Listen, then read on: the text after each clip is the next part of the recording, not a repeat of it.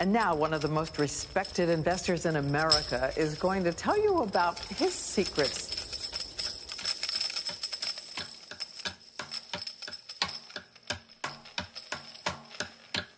Warren Buffett. It's the sound of money. Billionaire investor Warren Buffett, the second richest man in America. He's estimated to be worth about $62 billion. It makes him the richest man in the world. You know, Buffett is not exactly what you might expect. Even though he's in the money business, he doesn't even own a calculator or a computer. He takes the long view, and it's made him billions, many billions. Maybe you can beat the House, but I don't think you can beat Warren Buffett. Buffett filed his first tax return at 13 years old. But he's no average billionaire, Tom.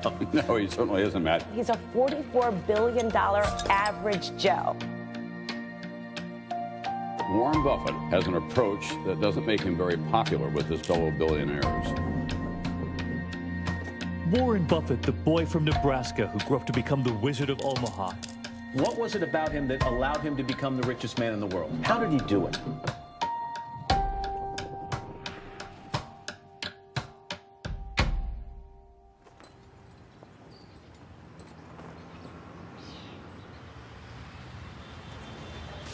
"70 years ago, I was in high school, almost a third as long as the country has been around. And when I was in high school, I really only had two things on my mind: girls and cars. and I wasn't doing very well with girls, so we'll talk about cars. But let's just imagine that when we finish, I'm going to let each one of you pick out the car of your choice. Sounds good, doesn't it? Pick it out, any color, you name it. It'll be tied up with a bow, and it'll be at your house tomorrow. And you say, well, what's the catch? And the catch is that it's the only car you're going to get in your lifetime. Now, what are you going to do knowing that that's the only car you're ever going to have and you love that car? You're going to take care of it like you cannot believe. Now, what I'd like to suggest is you're not going to get only one car in your lifetime, but you're going to get one body and one mind, and that's all you're going to get. And that body and mind feels terrific now, but it has to last you a lifetime. I'm on the way to the office. It's all of a 5-minute drive. Been doing it for 54 years. One of the good things about this 5-minute drive is that on the way there's a McDonald's, so I'll pick up something. Good morning. Thank you for choosing McDonald's. Go ahead and order whenever you're ready. I'll have a sausage McMuffin with egg and cheese. Anything else? That's it. Thank you. And I tell my wife, as I shave in the morning, I say either 261, 295, or 317. And she puts that amount in a little cup by me here, and that determines which of 3 breakfasts I get. Okay, 295. There's How the you 2. doing, sir? Hey, great. You're on candid camera. I see. Hello, everybody. When I'm not feeling quite so prosperous, I might go with the 261, which is 2 sausage patties, and then I put them together and pour myself a Coke. Hi, how are you? 317 is a bacon, egg, and cheese biscuit, but the market's down this morning, so I think I'll pass up the 317 and go with the 295.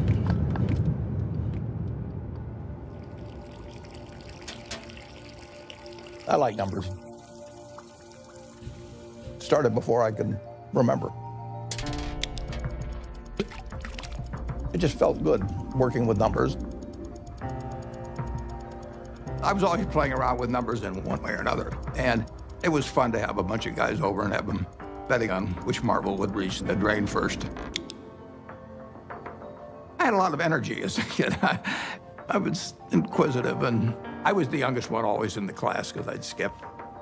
I've always been competitive. I like to read more than most kids. I really like to read a lot. My Aunt Edie gave me a copy of the World Almanac And that was heaven to me. And I can still tell you that the Omaha's population was 214,006 in 1930.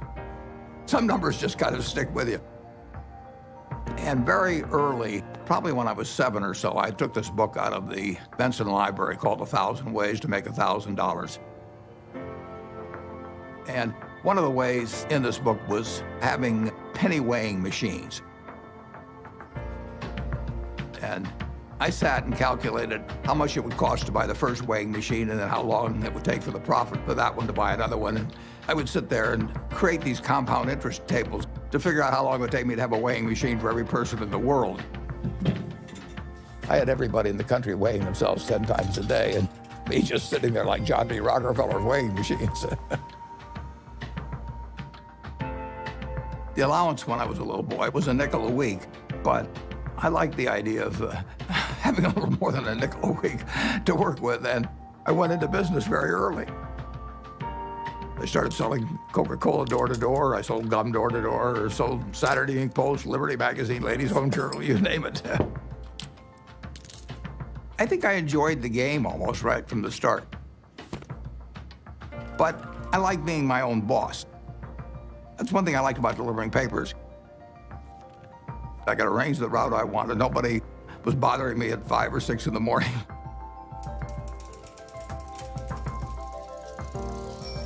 I was delivering 500 papers a day, and I made a penny a paper, but in terms of compounding, that penny turned into something else.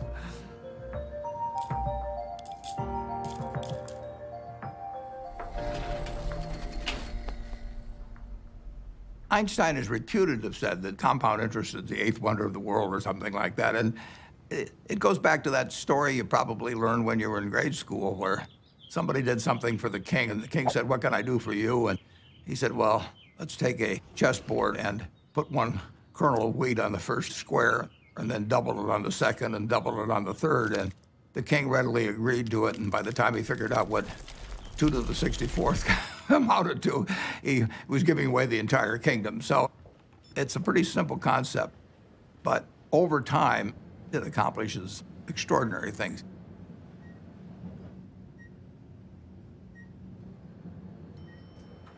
Berkshire is an amazing company. It's 4th largest company in the Fortune 500. He is the only person who has ever, from scratch, built a company that is in the top 10 of the Fortune 500.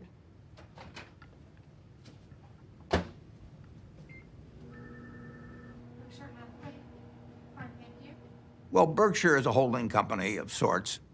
It owns a large number of separate businesses that operate independently of each other and, to a great extent, from the parent company, Berkshire Hathaway.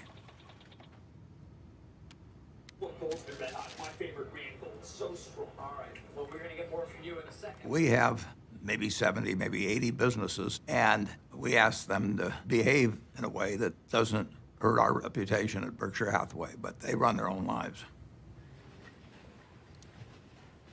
Other people do most of the decorating of the office, so various things come in. Originally, when I moved in 1962, you can see this. I went down to the South Omaha Library, and I think for $1, I got 7 copies of old New York Times from big times like the Panic of 1907. This is one, 1929, obviously. But I wanted to put on the walls days of extreme panic in Wall Street, just as a reminder that anything can happen in this world. I mean, it's instructive art, you can call it.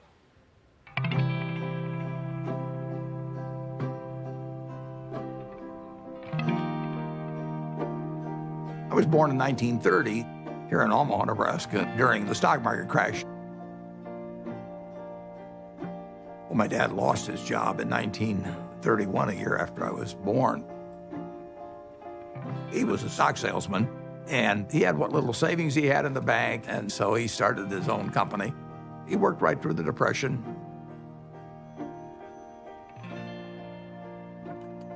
He had an investment company, and as an adult, when I look back, I thought, wow, did that ever take a lot of nerve? Sometimes we'd go down there on Sunday and we could play with the adding machine. My brother and I tended to play the games together. And I remember at one point, he said to me, I'm going to be a millionaire by the time I'm 30 or something like that. It was totally outside of anything my family had experienced, but he just was unusual that way. Well, I was the oldest, and then my brother, and then my sister. And my father would go to New York periodically to check on businesses and stocks and things like that. And he'd come back, he always had a costume for each of us, and Warren loved it. He was very good-natured. He was quiet. It was hard to tell he was a genius at that point. But, I mean, who was looking? The first books I read on investment were actually in my dad's office. Pretty soon I read all the books in the office and read some of them more than once. My dad had various nicknames for me. He'd call me Fireball sometimes because I'd start little businesses. He didn't care about money at all. He believed very much in having an inner scorecard and never worry about what other people are thinking about you. You know, just if you know why you're doing what you're doing, that's good enough. I admired everything about him to the extent that I was absorbing lessons from him without knowing it. And the idea that all lives have equal value is something that all three of his children felt since I can remember. My dad, at one point, ran for Congress when I was 12 or so. It was a very Republican household. I campaigned for him, my sisters campaigned for him. The whole family did. My mother was very, very bright, and she was very gregarious. She was a good campaigner for my dad. She had a lot of ambition, and I think my brother Warren got a lot of his extreme competitiveness from my mother, actually. She was brilliant at math. You know, I guess they still had these things where you crank them and things added up, and she could add it in her head faster than the machine could do it. She was absolutely amazing in that. She was very dutiful about taking care of the kids, but you didn't get the same feeling of love. It was there, but it didn't come out the same way as with my dad. In the nation, the only permanent way to prosperity is a balanced budget. Unless that goal is achieved, all post-war plans will collapse like Hitler's conquest. You have heard Congressman Howard L. H. Buffett, Republican member of the House of Representatives from Nebraska. When I was about 12 or 13, we moved to Washington, my family, and I was mad. I was having fun in Omaha. I lost all my friends, and now I moved to a town where they were all strange. So I was very, very unhappy. At school, I just lost interest. I took pleasure in tormenting my teachers. At that time, for example, AT&T was the stock that all teachers owned for their retirement. And I decided that it would drive my teachers a little crazy if I went short the stock, because when you go short a stock, you're betting that it will go down. So I shorted 10 shares of AT&T and then brought the confirmation to school and showed these teachers that I was shorting the stock. They found me a big pain in the neck, but they did think I knew a lot about stocks. And then at home, my mother would have terrific headaches. And you didn't want to be around her when she was having the headaches. And she would lash out more. She would never do it in public. Well, I think we were terrified of her. When I'd wake up in the morning, I'd listen to hear her voice. I could tell by her voice it was going to be a terrible day or not.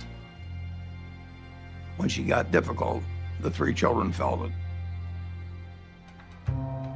When I was at the low point, I decided that I would run away. So I talked two other guys into running away with me. We went out and we started hitchhiking. And then we got picked up by the highway patrol, and that scared the hell out of us. It's very interesting. My dad never really gave me help about doing this. But he finally said, you know, he said, you can do better than this. And just saying that, I felt I was letting him down, basically. So in all ways, He was teaching me. He never taught by telling me things. He just taught by example. He had unlimited confidence in me, even when I screwed up. And that takes you a long, long way. The best gift I was ever given was to have the father that I had when I was born.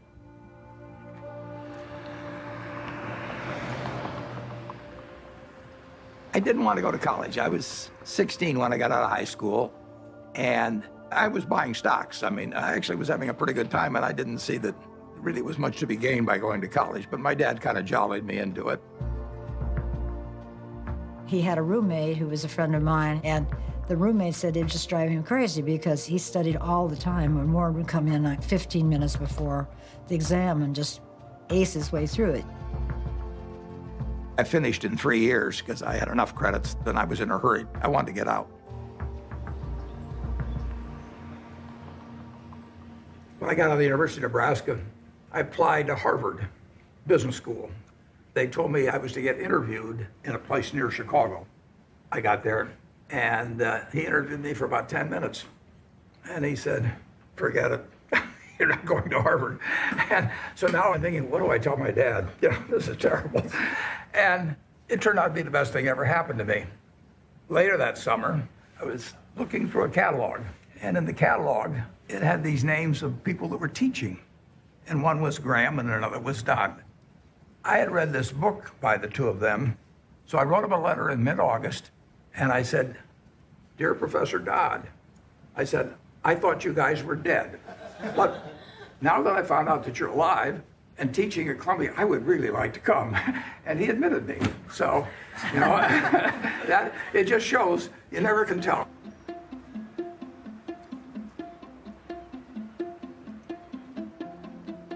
Gentlemen, that's Graham. Ben was this incredible teacher. I mean, he was a natural, and he drew us all in. Our Wall Street professionals are more accurate in the shorter term than the long-term forecast. Well, our studies indicate that you have your choice between tossing coins and taking the consensus of expert opinion. And the results are just about the same in each case. It was like learning baseball from a fellow who was batting 400. It shaped my professional life. There are 2 rules of investing, according to Warren, and he learned this from Ben Graham. Rule number 1, never lose money. Rule number 2, never forget rule number 1. Ben Graham basically coined the term value investing. He believed in careful scrutiny of a company's financial statements, and that if you bought value, it would eventually prove out. A few years ago, I went to Amazon, and sure enough, they had this manual there. So while reliving my youth, other guys were going to Amazon probably and buying old Playboys or something, but I bought old Moody's manuals instead. And when I got out of school, I started selling stocks. I was 20 years old at the time and looked about 16 and acted about 12. So I was not the most impressive salesperson anybody ever met. But what I would do was I went through page by page looking for possibly undervalued stocks. Is this like going through an old family album? Better.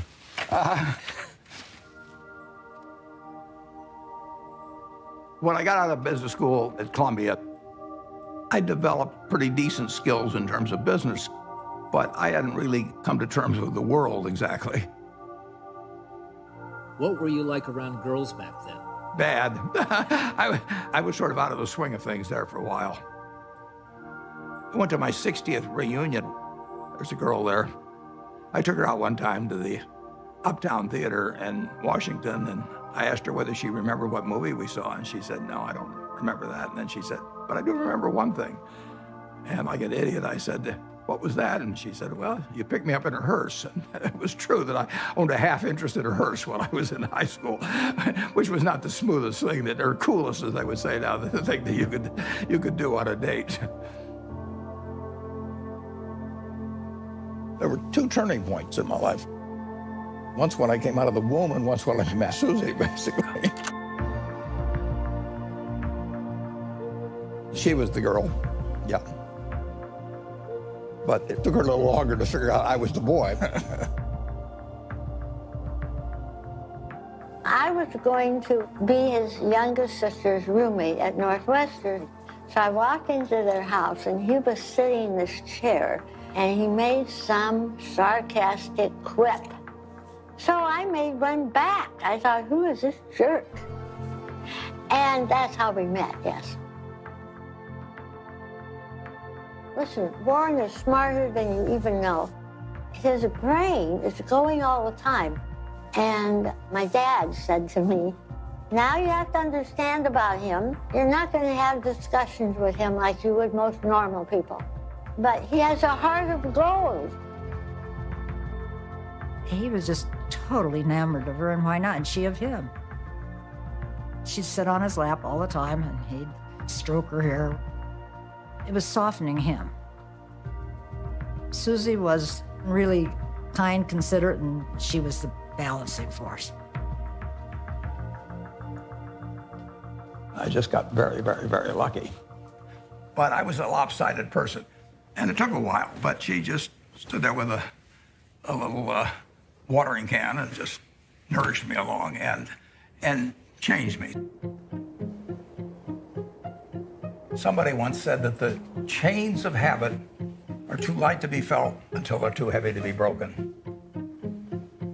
I had been terrified of public speaking. I couldn't do it. I'd throw up.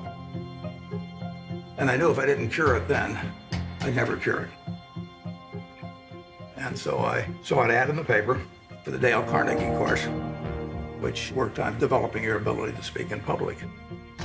And I went down there. Be sincere. A good smile has the same effect as a puppy's tail. When a puppy wags... They made us do all these crazy things to get out of ourselves, and so we stood on tables and did all kinds of things.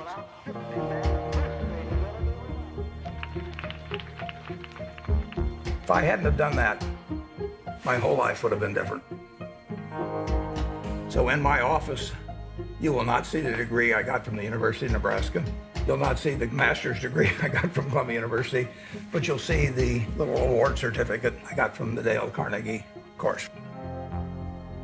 As a matter of fact, every week, the instructor would give a pencil to whoever had done the most with what we'd learned the week before. And so in the fourth or fifth week, I proposed to her mother, and she said yes. And so that week, I won the pencil, and I also got engaged. I mean, it was an incredible week. The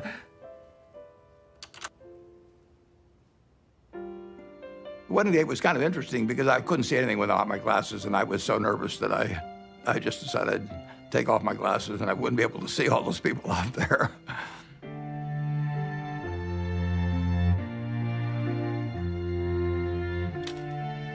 She was 19 when we got married, and I was 21. But she was so much more mature than I was, there's no comparison.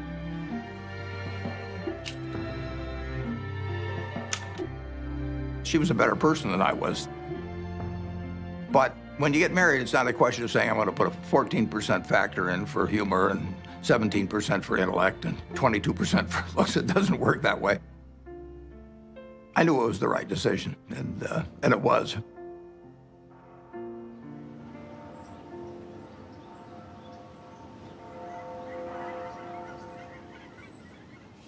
You could live anywhere in the world. Why do you choose Omaha, Nebraska? Yeah, I love it. I was born about a mile from here, and I've never had a bad experience in Omaha.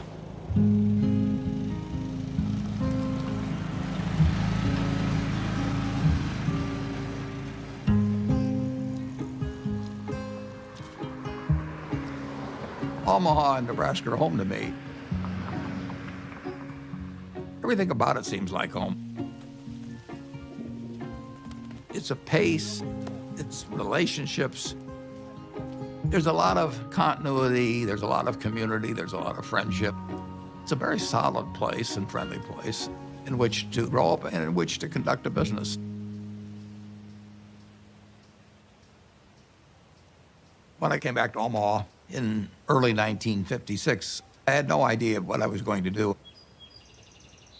But a few months after I came back, some members of the family said, what should we do with our money? And I said, well, I'm not going back in the business of selling stocks, but if you would like to join me in a partnership, I said, I'll be glad to do it. So within a couple of months after coming back, I set up the first partnership.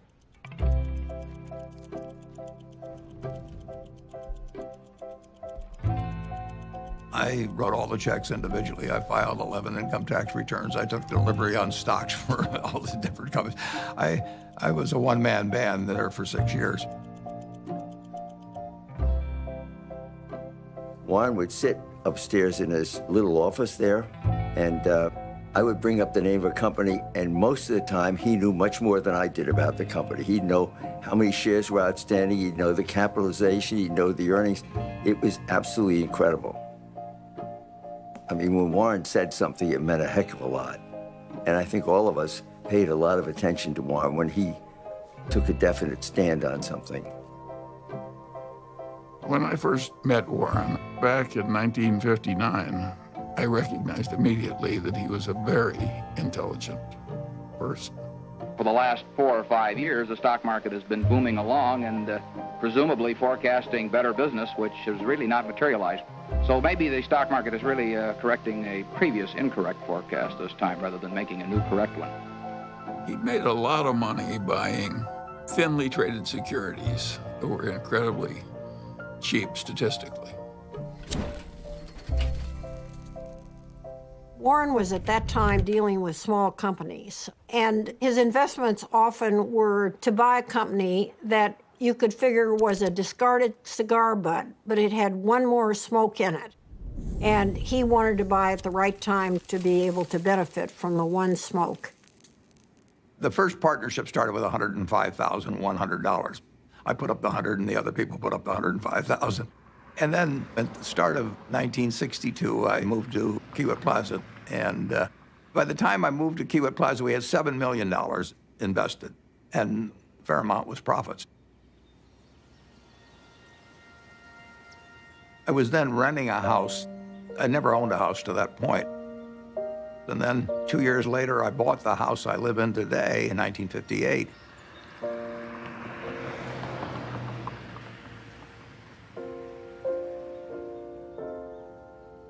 We had 3 children, Susie and I.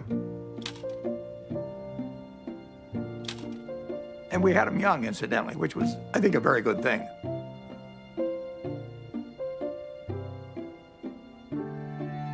My daughter Susie was born here. I named her Susie just like that as soon as I looked at her, because she looked just like her mother. And she was a cinch. And then Howie was, you know, this absolute bundle of energy, which made things very difficult for Big Susie for a while.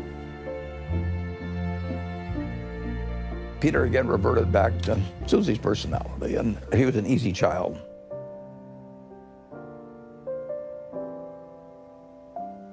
Well, you know, I would describe my childhood as normal, but who knows what normal is. People often think, you know, well, Warren Buffett was this famous rich guy. He was not famous and he wasn't rich when we were growing up. What I saw first and foremost, day in and day out, was consistency. Every day we'd hear the garage door close in the house, and then like clockwork, my dad would come in the door, I'm home, and we'd all eat dinner together, which I think surprises a lot of people. My dad, he used to rock me to sleep at night and sing Over the Rainbow. So I have this insanely sentimental attachment to that song. I've always had a really close relationship with him.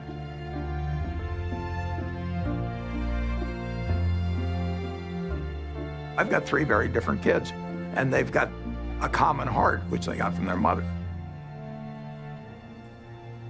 She did most of the work, by far, of bringing up the children, which was probably a good thing. They have more of her qualities than mine, which I would recommend. Well, my mom was the biggest part of my life growing up. Even though I got disciplined on a regular basis, and she was usually the one doing it, she was still my best friend. She was somebody who would help anybody. I mean, whether she knew them or didn't know them or maybe even didn't agree with them, she would still help them. She was incredibly empathetic, and she was interested in every person individually. She never cared about money or business at all. I mean, he would go around saying, I'm going to be the richest man in the world. And I think, well, it's like somebody says I play music and I'm going to be Mozart. I don't know. How does anyone know? How does anyone know, you know? So that was okay. I don't really care about that.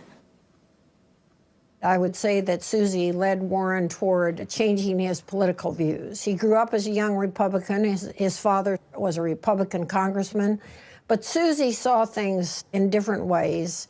She was the catalyst. Freedom, freedom, freedom. What do we want now? When the children were growing up, I was very involved in civil rights. I was immersed in it, and I think that's what made Warren a Democrat. He would go with me to hear speakers. I remember that speech that Martin Luther King gave. That was one of the most inspiring speeches I've ever heard. Took me right out of my seat. My wife was with me, and we both had the same experience. It was interesting.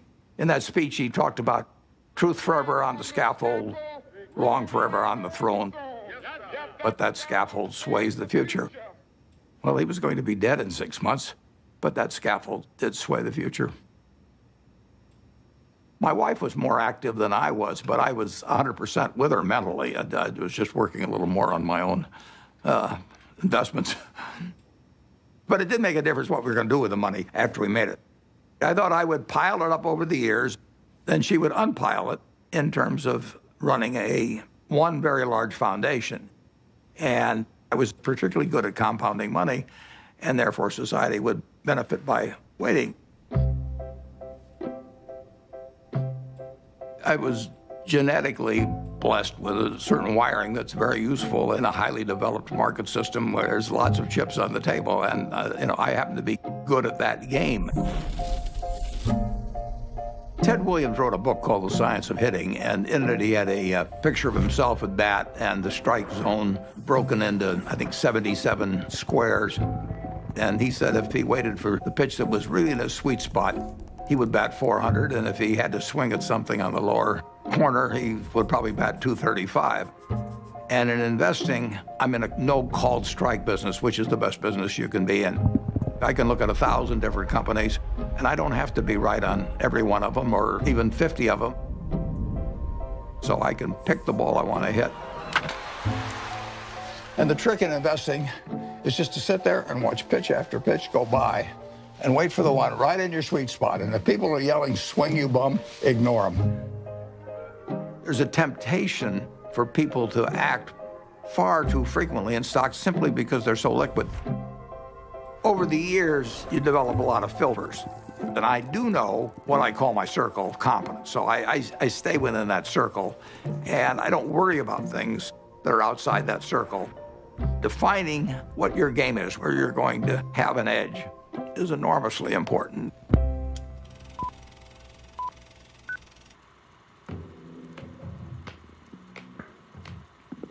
I bought the first shares of Berkshire in 1962, and it was a northern textile business destined to become extinct eventually. And it was a statistically cheap stock in a terrible business. Berkshire Hathaway was closing mills, and as they closed mills, it would free up some capital, and then they would repurchase shares. So I bought some stock with the idea that there would be another tender offer at some point, and we would sell the stock at a modest profit. And at one point, the management asked me at what price we would tender our stock, and I said $11.50. And the tender offer came out a few months later, and it was at $11 3/8, which was 1/8 of a point cheaper. And that made me very mad, so I just started buying more stock. I just felt that I'd been double-crossed by the management, and in May of 1965, I bought enough so we controlled the company. and we changed the management.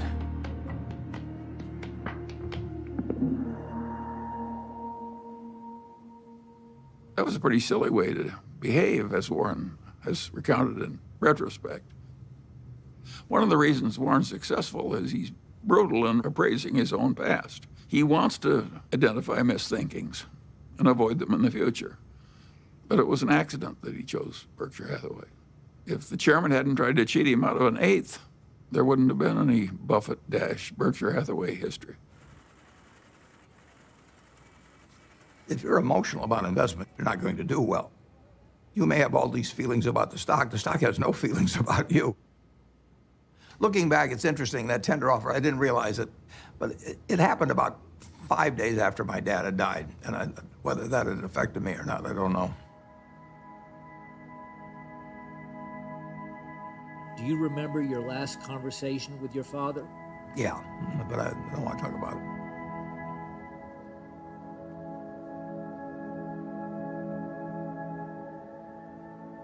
I think it just sobered him and hurt him. But Warren soldiers on. Both Warren and I could look at our fathers and see what they did right and what they did wrong. Warren's father was a real old-fashioned right-wing ideologue. And his father was so intense about it that Warren just decided that it was a mistake.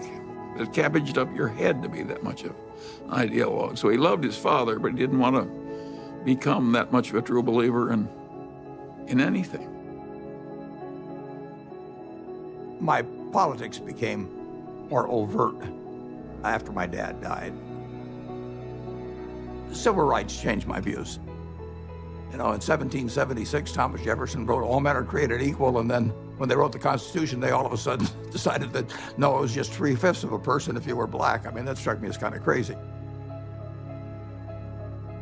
I was talking to him one day about some racial issue, and he said to me, "Wait till women discover they're the slaves of the world."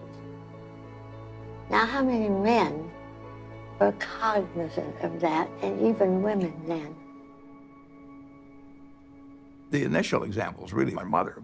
She came from a generation where the main function of the wife was to help her husband in the job. And my sisters are fully as smart as I am. They got better personalities than I have, but they got the message a million different ways that their future was limited, and I got the message that the sky is the limit. And it wasn't due to a lack of love or anything of the sort. It was the culture. On the other hand, you can look at the flip side of that and say it's quite encouraging, because if you look at what this country accomplished only using half of its talent, you know, just think of the potential for the future. I'm enormously bullish on America over the future, and part of the reason is that we, by some rather stupid decisions, essentially put half our talent on the sidelines. Warren is probably the most rational person I've ever met. Charlie Munger would be a close rival. And Charlie became a man that Warren depended on heavily. And I think his first experiences in the discarded cigar butt era convinced him that it was not exactly where he wanted to be. He'd made so much money for so long doing what he'd been taught by Ben Graham, which is to buy these very cheap stocks. And if they were cheap enough, he didn't care it was a lousy company and a lousy management. He knew he was going to make money anyway just because of the cheapness. Charlie Munger has had a big impact on me in moving me toward looking for wonderful companies at fair prices rather than fair companies at wonderful prices. And that was enormously important because it enabled Berkshire to scale up in a way that would have been impossible to do otherwise. Yep. What are the key indicators you look for within companies before making an investment? Well, I look for something that does give them a moat around it. We have a company called See's Candy out on the West Coast. See's Candy is boxed chocolates. If you give a box of See's chocolates to your girlfriend on the first date and she kisses you, we own you. You know, I mean, we can raise the price tomorrow and you'll buy the same box. You're not going to fool around with success. So the key there is the response. You do not want to go home on Valentine's Day and say to your wife or your sweetheart, preferably they're the same person, you don't say, here, honey, I took the low bid. It doesn't work. Price is, to a degree, is immaterial. If you've got an economic castle, people are going to come and want to take that castle away from you. And you better have a strong moat. You better have a knight in the castle that knows what he's doing. You're not buying an asset, you're buying a name, you're buying a brand, you're buying a real franchise here. And Charlie was more responsible for that than anybody.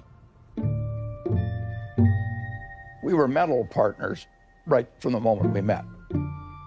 I want to know, going back 50 years, what it was like when you first met Warren. Well, I thought he was a prodigy. And I got a lot of criticism. My wife said, why are you paying such enormous respect to that young man with a crew cut who won't eat vegetables? He's ungodly smart. He's got a much broader intellect than I do. And he's magnificent at being able to condense important ideas into just a very few words. If you're not interested in the economic scene right now, you're mentally dead. Charlie has no tact. All right, let's talk a little bit about bankers. Charlie on Friday compared them to heroin addicts. Yeah, well, that's colorful Charlie, but I would not have chosen that.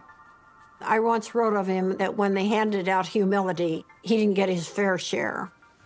The ideal way to run a headquarters is to have one man, preferably over 80, sitting in an office by himself. Anything else is pure frippery. He's always honest in what he tells me, so I listen to him. We never had an argument. We just kind of roll with it easily. Suppose Warren doesn't want to do something that I would have done. And suppose that happens 4 times over 40 years or something. What the hell difference does it make to me? Net, the record is working out fine.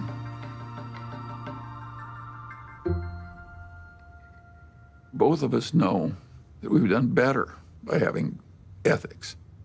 Warren's not interested in making money by cheating people.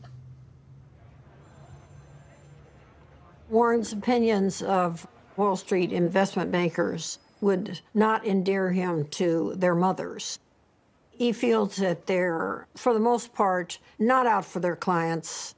They're out for their own business interests. In the late 1960s, there were just a flood of accounting shenanigans and mergers built upon false accounting and misleading people.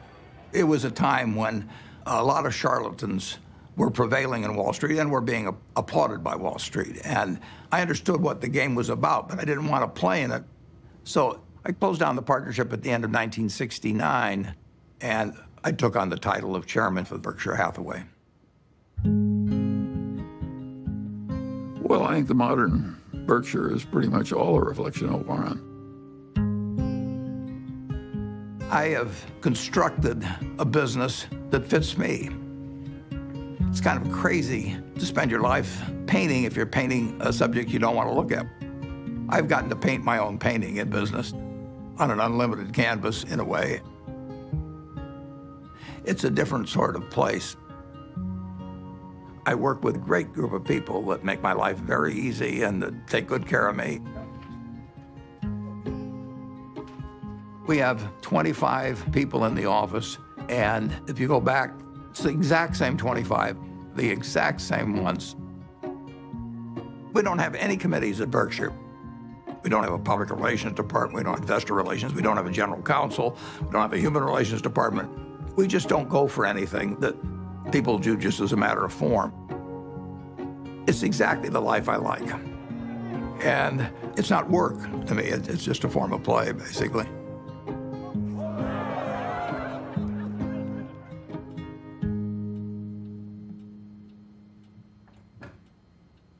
Well, I like things quiet.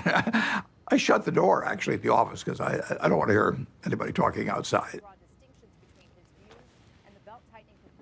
And I still probably spend 5 or 6 hours a day reading. Well, what's amazing is the stuff he remembers. It's like a little computer, you know. I keep thinking the hard drive will run out of space, but it doesn't. He's one of the smartest people we know.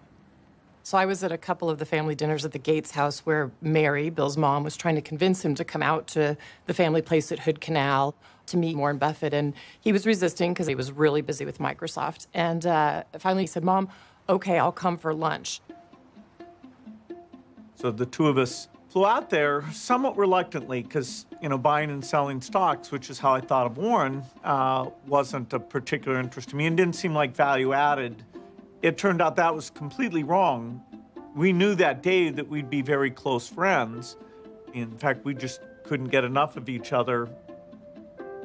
Shortly after I met Bill Gates, Bill's dad asked each of us to write down on a piece of paper one word that would best describe what had helped us the most. Bill and I, without any collaboration at all, each wrote the word focus. Well, focus has always been a strong part of my personality. If I get interested in something, I get really interested. If I get interested in a new subject, I want to read about it, I want to talk about it, and I want to meet people that are involved in it. We both love to work hard. You know, neither of us like frivolous things. You know, he doesn't know much about cooking or art or a huge range of things. I can't tell you the color of the walls in my bedroom or my living room. I don't have a mind that relates to the physical universe well. Warren, checking the Dow. But the business universe, I think I understand reasonably well. Warren's ability to size up people and businesses, it's a pretty magical thing. He is the best at that of anybody we know. We should all try to be 20% as good at that.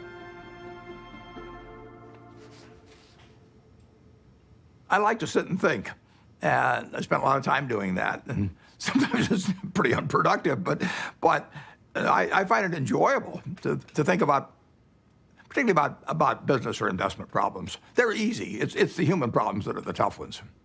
Sometimes there aren't any good answers with human problems. There's almost always a good answer with money.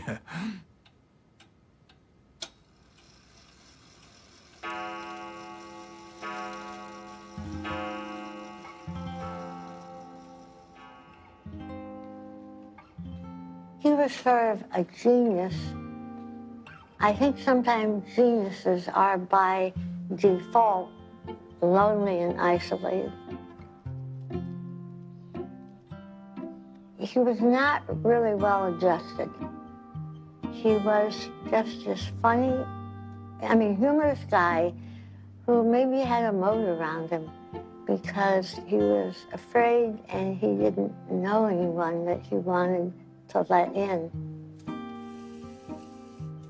And to this day, I don't know, well, nobody knows him like I do, and probably any wife would say that. But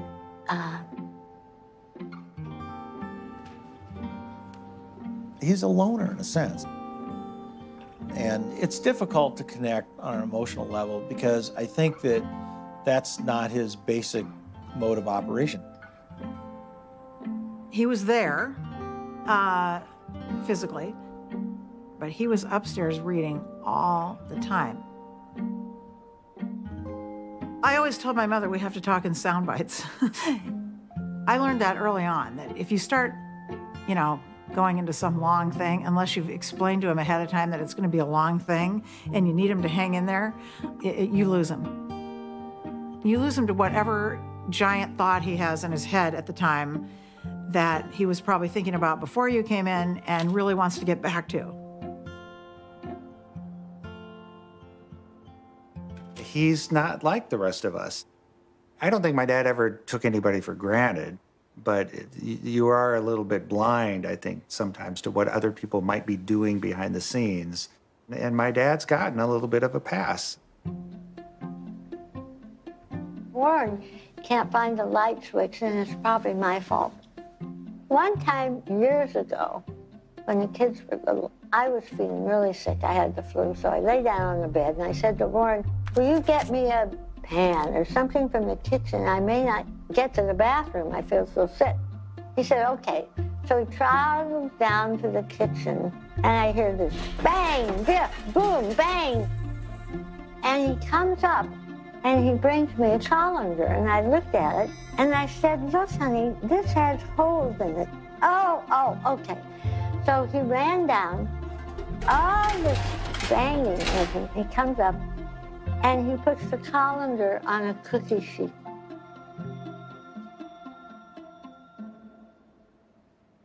Physical proximity to Warren doesn't always mean that he's there with you. He's so cerebral, you see. And that's why I learned to have my own life. We were two parallel lines, but very connected when he was open to connecting. I did make a joke at one point. I said, we could make a tape of Mom yelling, bye, Warren, I'll be back later, and then have the door slam, and you would just think she was here. I don't think he knew what she was doing most of the time. Once Howie and I were both gone, as we've gotten older, she started to see the writing on the wall here and, just started trying to figure out how she could at least have some more, she called it, a room of her own.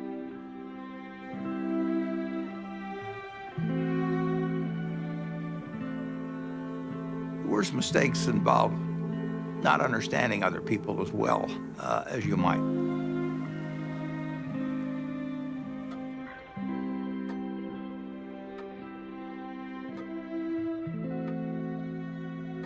Well, she left Omaha in 1977, and there really isn't much to say about that.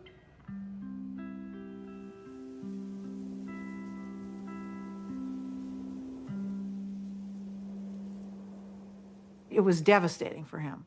And I came home because I can't say I was mad at her exactly, but I kept thinking, how can you leave him? He can't function by himself. So my mother, she'd asked a bunch of her friends to sort of look in on him.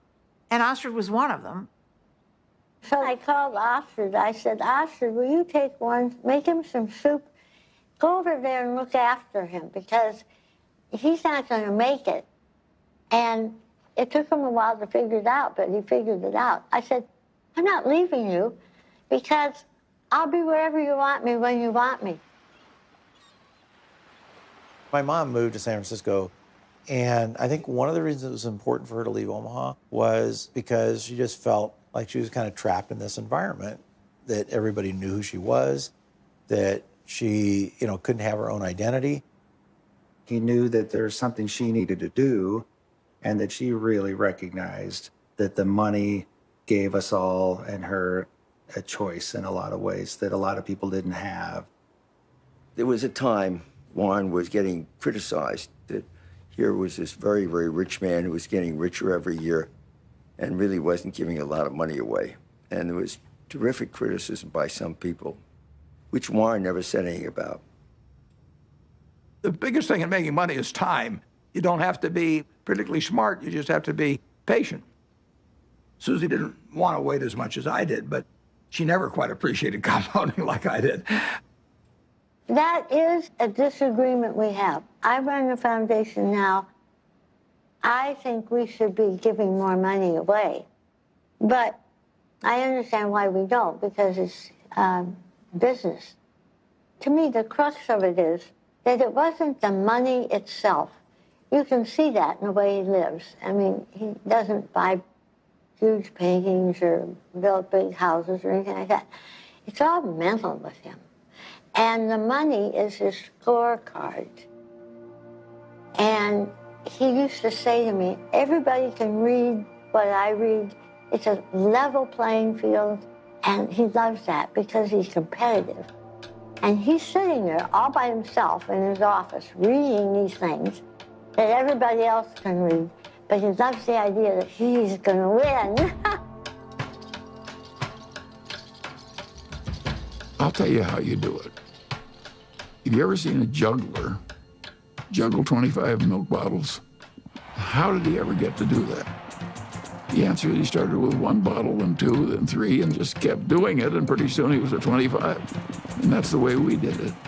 So basically, we started out with cash and ended up buying a bunch of businesses, including insurance companies. Insurance is in itself a profitable business, but it has the additional advantage of creating something that's called float. And float is the money that hangs around Berkshire while a claim is waiting to be paid. And Warren turned out to have an extraordinary ability to use the money thrown off by the float to buy companies that fed the growth of Berkshire. In 1983, Mrs. B cashed in on her business by selling control for $55 million to a company owned by investor Warren Buffett.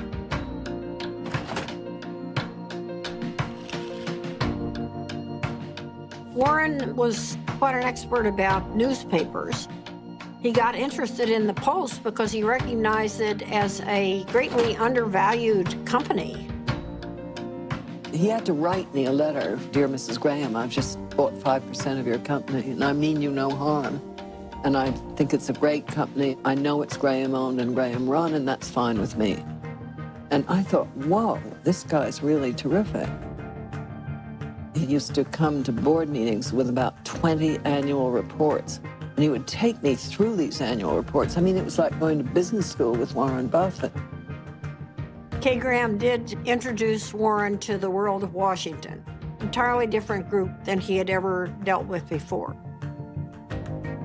It was clear that working with Kay gave him a different kind of confidence, and he was the star.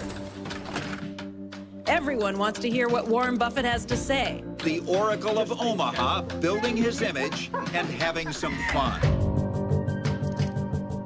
Berkshire shares have increased more than 2,000% in value. One of the largest market capitalizations in the world, and it could grow a lot larger since Warren Buffett shows no sign of slowing down. So how did he do it? By investing in what he knows and understands. Good old-fashioned American brands like Coca-Cola, Fruit of the Loom, and Dairy Queen. What inspired you? This inspired me. Find what you like. Is that what Yeah, absolutely. Today, the Coca-Cola Company will sell almost 2 billion 8-ounce servings of one form or another of Coca-Cola products. Now, if you get an extra penny a day, a penny a serving, that's $20 million a day. That's $7.3 billion a year from 1 penny more. When you own Coca-Cola, you own a little piece of the minds of billions and billions of people. That is really good. Who's got the most $100 bills these days? Well, his name is Warren Buffett in this country, and he has just displaced his friend Bill Gates as the richest businessman in the world.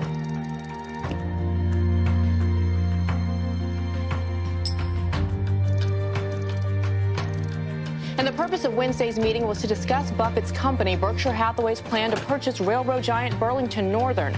Valued at $26 billion, this would be Buffett's largest acquisition ever. He's created Berkshire from virtually nothing into hundreds of billions of dollars of market cap. Nobody else has a record like that. He wanted to have an outstanding reputation, that he never really upset the apple cart when he bought a business, that he kept the management in place. He was establishing a reputation that paid off later in life. It's been building and building ever since I've known him. It takes 20 years to build a reputation, and it takes 5 minutes to lose it. When Warren made his investment in Solomon, I was one of the people, along with many, many others, who were quite amazed because he had taken a very critical tone in talking about investment bankers and about their greed. And here he was investing in one, Solomon Brothers, that was known to be a member of the club. Warren and Charlie went on the board, and Charlie couldn't stand what was going on there and didn't like the culture at all. And shortly after they got involved, the thing exploded.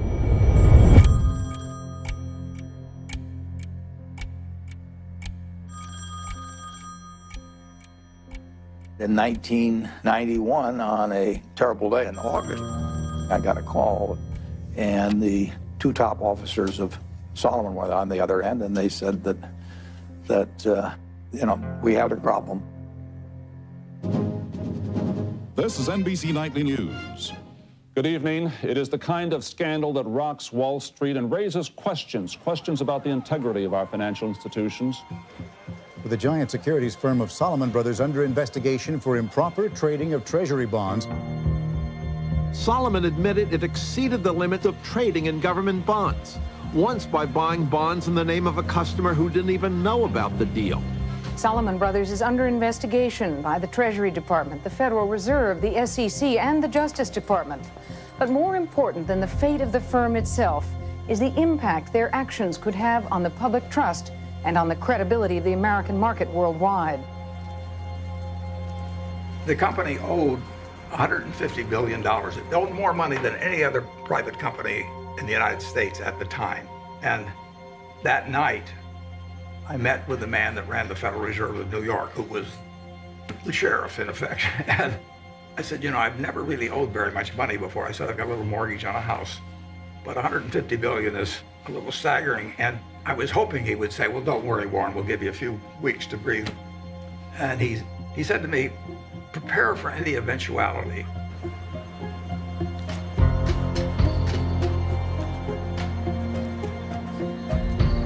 Earlier today, the U.S. Treasury Department announced that it had suspended Solomon Brothers from participating in the auction of new issues. It was one more jolt for a scandal-scarred Wall Street. The Fed was in fact saying, you're an evil force and we don't want you trading our bonds. It was a huge turning point for Warren. And he believed that at that particular point, his reputation was on the line. Warren had 24 hours to make up his mind as whether he was going to go forward or just bow out. And I think at that point, Solomon Brothers could have gone into bankruptcy. And Warren stepped up and took responsibility. Okay, I'm Warren Buffett. I was elected interim chairman of Solomon Inc. A few hours ago at a board of directors meeting. Why was it necessary for you to step in, and what is your mandate of leadership? I think that it was necessary to step in because I would do whatever was needed to dig out any bit of information about what's happened in the past, and I would do everything I could to make sure that things are exactly right in the future. Are you satisfied that the worst? I had to convince the Treasury that what was done in the past was awful and stupid, and they had every right to be furious at us. But this firm employed 8,000 people, and it was going to go out of business unless they let us continue, basically. Warren believed that there was a too big to fail scenario. The term was not used then, but he believed that Solomon was too big to fail. And if Solomon went down, it would take other important parts of Wall Street with it. We had this death knell from the Treasury, so I called the Treasury. Nick Brady was the secretary. I'm pleading for my life, and I'm sure my voice was cracking and everything else. I said, Nick, this is the most important day of my life.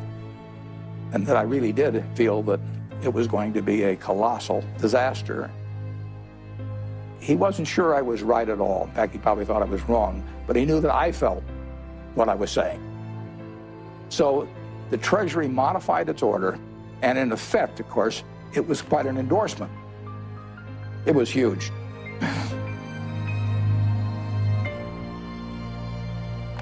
It saved Solomon. Nick Brady went with Warren because he trusted him. It shows how having a good reputation is really helpful in life. I thank you for the opportunity to appear before this subcommittee. I would like to start by apologizing for the acts that have brought us here. The nation has a right to expect its rules and laws to be obeyed.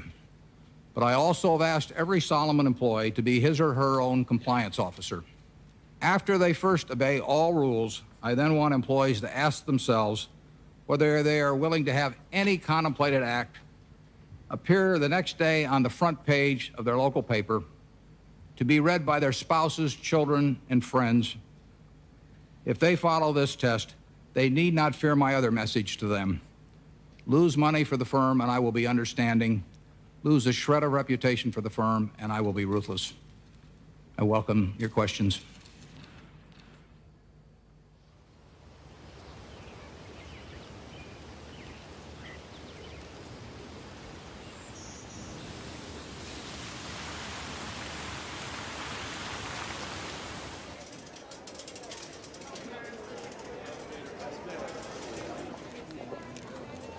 It's been 50 years since I formally took control of Berkshire Hathaway, and step by step, we've created something that is kind of what I dreamt we might create over time, but it took a lot of time to do it. It never seemed like we were making that much progress on any one day, but compound interest works.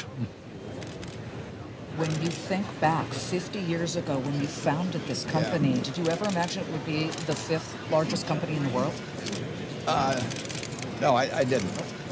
But if I was thinking about it, I wouldn't have thought in terms of being the 5th, or the 4th, or the 3rd. You would have wanted number 1. Well, I mean, if you're going to dream, you might as well dream.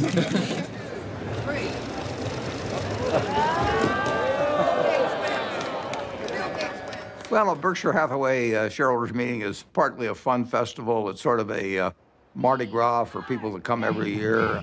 It's a chance for us to have a lot of fun and meet the people that have entrusted us with their money. Well, we used to have just 30 people in a cafeteria, and now we have this huge public spectacle. Celebration is part of making a group of people work well together. It's a celebration. We are glad you're here at our meeting. Be sure to check out our wares. We'll sell you C's candy and dilly bars and insurance for all of your cars, for it's buy all you see at the Berkshire Show.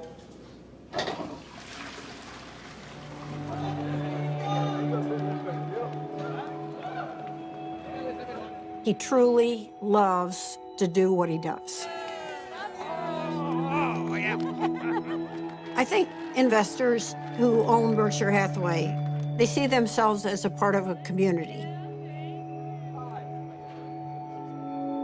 There are more long-term holders of Berkshire than any company. People consider it a religion. They don't buy it with the idea they're going to sell it next week. I think most of them buy it with the intent of holding it for their lifetime, just like they'd buy a farm or buy an apartment house. At Berkshire, everybody gets the same information from the comprehensive annual report. We don't meet with the analysts. I'm not interested in what an analyst thinks about Berkshire. I'm interested in what the owners of Berkshire think about Berkshire. He came out of a private partnership where people he knew were trusting him. And he had his relatives in the partnership, and they were not rich. And as it got bigger, started treating everybody else the way he treated his relatives. In terms of our feeling toward the people who are shareholders, we regard them as our partners. They're not some faceless group of people, and that's why at the annual meeting, I love seeing 40,000 of them. It gives real meaning to what we're doing every day. Let's try. If you knew Susie like I know Susie, what a gal. We just have a lot of love and respect for each other, and that's never changed. I don't go to most things in Omaha because I think Astrid lives there with him, and that's for her to do. And then we do all kinds of things. Strange as it may seem to people, I always think, who cares? If it's working between the people who are directly involved, who cares what anyone thinks? And my mother and Astrid were very close. They really, really loved each other. And I think that my mother was glad that she was there because she loved my dad. She wanted him taken care of and happy, and there's no one better than Astrid. I mean, she loves my dad. She wouldn't care if he had 1 cent. Well, Astrid has lived with me for a long time. She's done wonders for me. It worked well, but I don't think it'll work for lots of other people necessarily. Susie and I loved each other, and we admired each other, and we were totally in sync with what the other was doing, but we were two different individuals.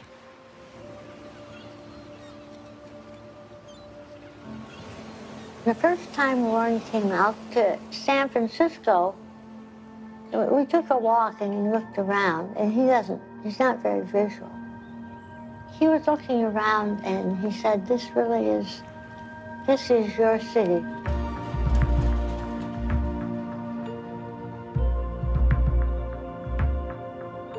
I am so drawn to color and light and form and nature that he thought it was a good place for me. Over the years, I've developed a better understanding of human nature. I can learn a lot about investments out of a book, but I don't think you can learn as much about human beings. You really need some experiences, and I'm wiser in that respect than I was 40 or 50 years ago, even though I can't rattle off numbers the same way I used to be able to.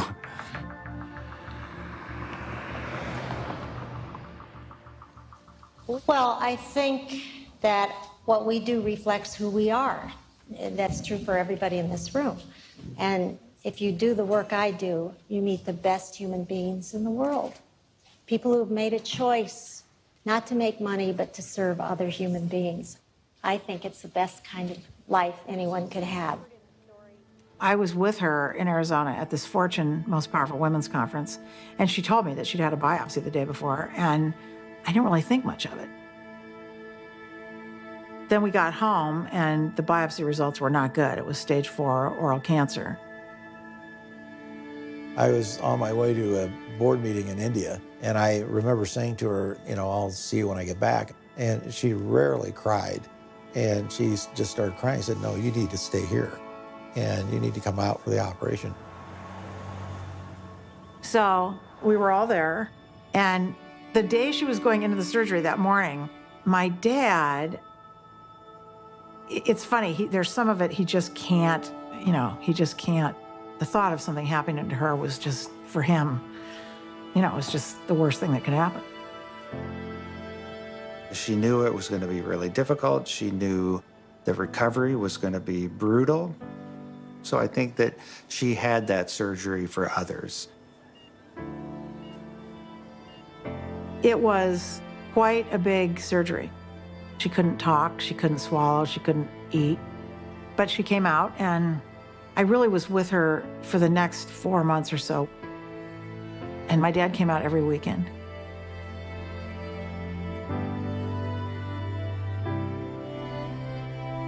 And in a few months, she was doing better.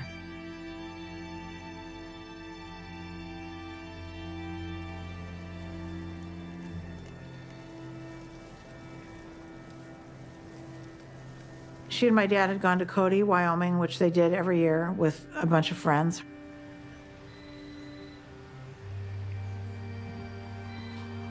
And my dad called, this was, 8 o'clock at night or something. And he said, something happened to Mom. I'm in an ambulance. You need to come. I actually thought something happened to my dad. I don't know why I thought that, but I guess I thought, my mom had this recovery, it was successful, and why would anything happen to her?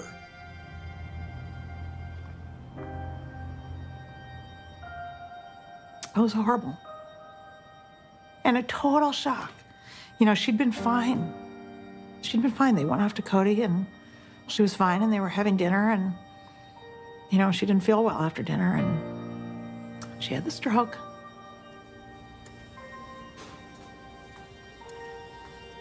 We went into the hospital room, and my dad was sitting there. He'd been sitting there all night, holding her hand. I was so proud of him, because when it came down to it, he knew what he was supposed to do, and he did it, which was nothing. So my dad went to sleep, and I sat with her, and I just kept putting my hand on her heart to see if she was breathing. And at one point, I didn't feel anything. So I went out and I got the nurse. And I said, can can you come in here? And she said, no, she's gone. So I have to say one of the worst moments of my life was waking my dad up to tell him that.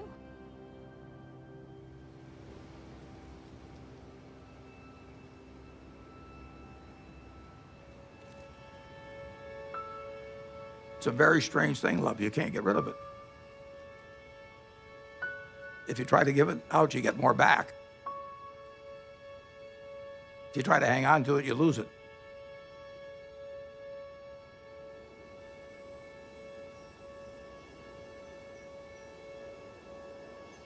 Susie really put me together. She believed in me. She put me together, and well, not only turned out to be the person I've turned out to be, but I actually wouldn't have been as successful in business without that. She made me more of a whole person.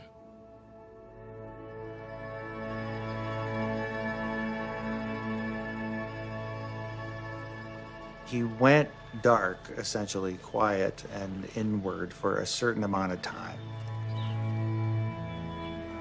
You know, my dad is a solitary guy, and he had lived essentially a solitary life in a lot of ways.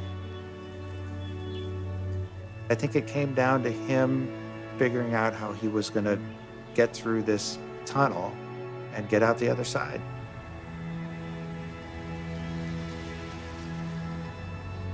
In my head at the time, I thought, God, I don't know if he'll ever get out of bed.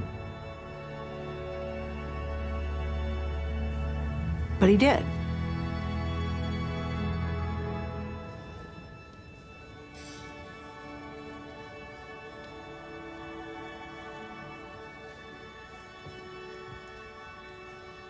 Welcome. I'm Patty Stonecipher, the CEO of the Bill and Melinda Gates Foundation. And we appreciate you coming today, especially since I sent a very vague and very late notice to ask you to come to a conversation with Bill and Melinda on the future of philanthropy. So let's get on with it. I have the pleasure of introducing a good man whose great decision is going to change the world, Warren Buffett.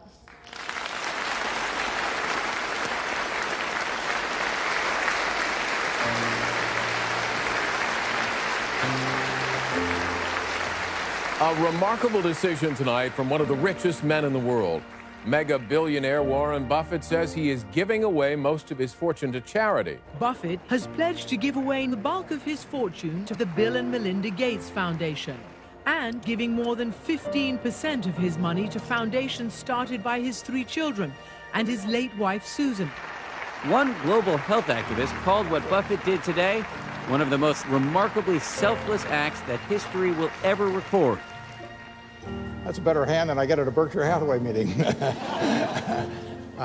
I'd like to thank you for coming. It's a great day for me. It's a great day for my family. My wife, Susie, and I had planned that whatever I made would go back to society. And originally, I thought she would outlive me and that she'd make the big decision on it. But since her death, I had to rethink the best way to get the money into society and have it used in the most effective way. And I had a solution staring me in the face. It was completely out of the blue. I mean, amazing. The largest single gift ever given was what he gave away that day. I'd like to ask the people representing those various foundations to come out. First 3 letters are easy to sign. I just signed Dad.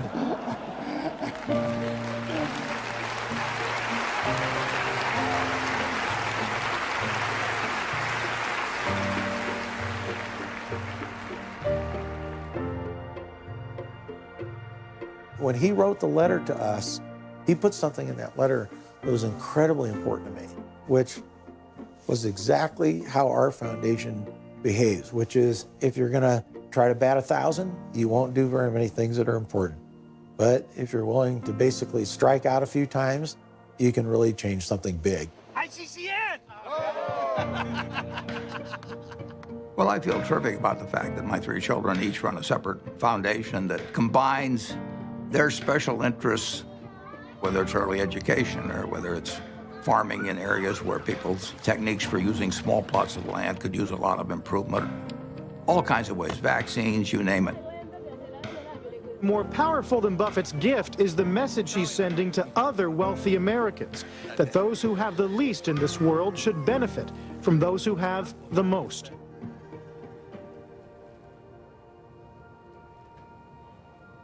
In my entire lifetime, everything that I've spent will be quite a bit less than 1% of everything I make. The other 99% plus will go to others because it has no utility to me. So it's silly for me to not transfer that utility to people who can use it. It's doing me no good.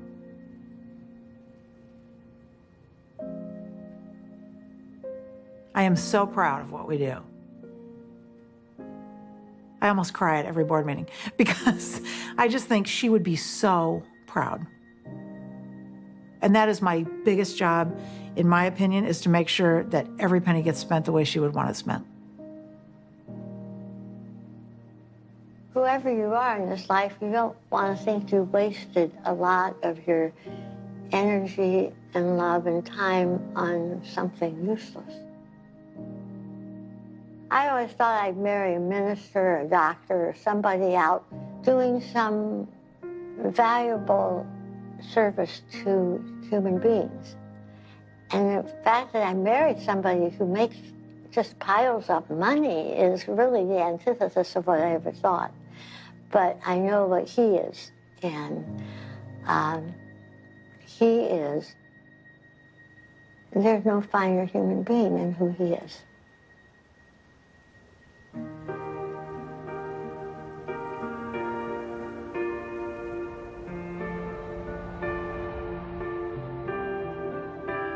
The truth is that I'm here in my position as a matter of luck. When I was born in 1930, the odds were probably 40-1 against me being born in the United States. I did win the ovarian lottery on that first day, and on top of that, I was male.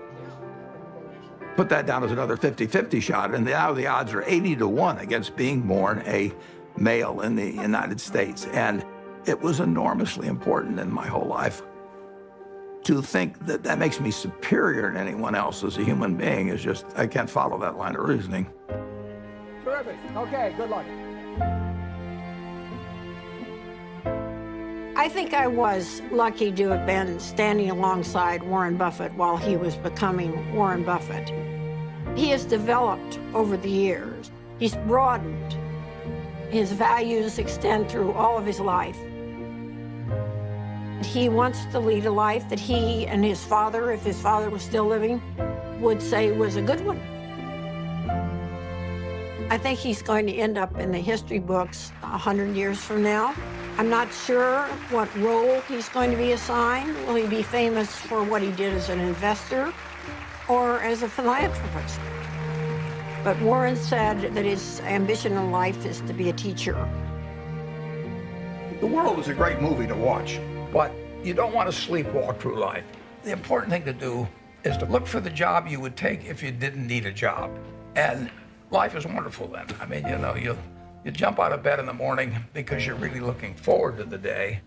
I have, for over 60 years, been able to tap dance to work just because I'm doing what I love doing. And I just feel very, very lucky. Okay, class dismissed.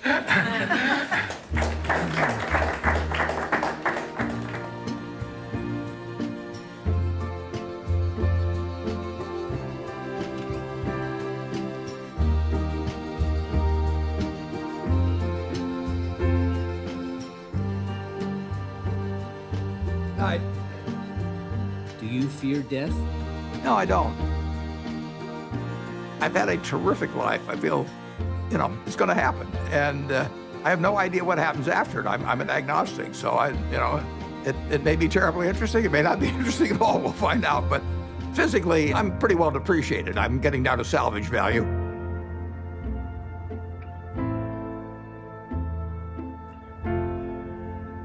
But it really doesn't make any difference at all. It doesn't interfere with my work. It doesn't interfere with my happiness. It doesn't interfere with my thinking.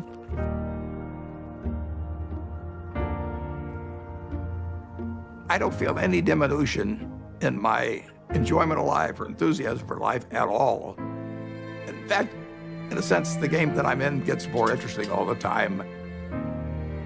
It's a competitive game, it's a big game, and I enjoyed the game a lot.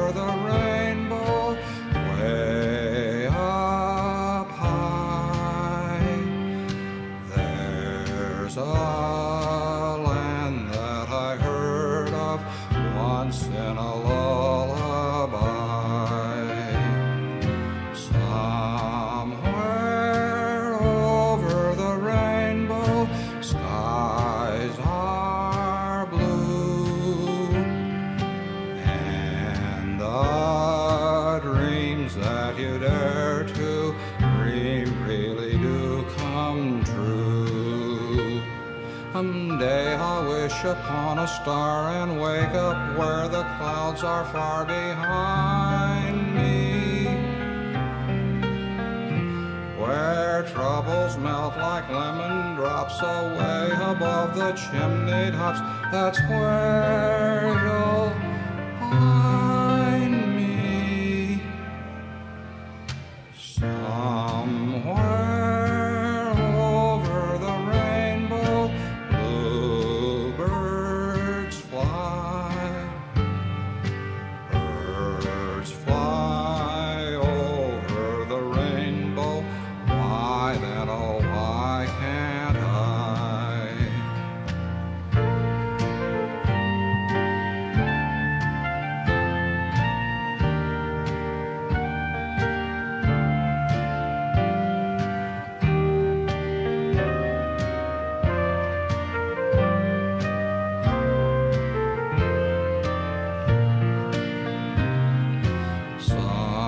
Somewhere over the rainbow, bluebirds fly, birds fly over the rainbow.